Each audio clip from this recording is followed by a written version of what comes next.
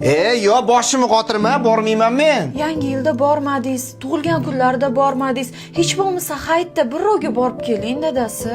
Nimaga tushunmaysan? Sening uying menga begona bo'lsa, ota-onang oldida inan ustida o'tirganday bo'laman. Vobshe noqulay. 20 minutgina o'tirasiz, bo'ldi, keyin ketaverasiz.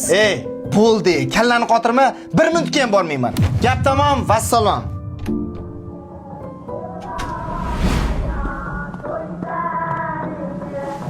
O'z uyiga mehmonim qizim borgan joyingga toshdek qotgan. Agar biz rozi bo'lsin desang, qaynotangni rozi qilgin bolam.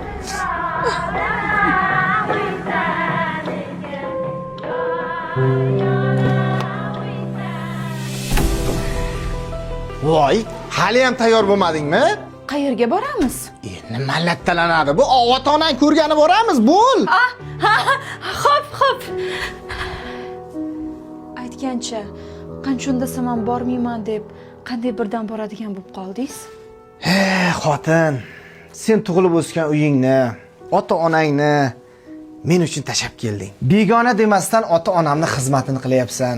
Sen meni deb butun umr begona uyda yashashga rozi bo'lganingda, men seni deb 20 minut ota-onangni xursand qilib kelmasam, noto'g'ri bo'ladi deb o'yladim. Parizga shukr. Erkak kishi uchun ota-onasi qanchalik aziz bo'lsa, ayollarga ham ota-ona shunchalik aziz deydiganlar bitta like bosib qo'yamiz. Shirin so'zga joni fido ayoldir u.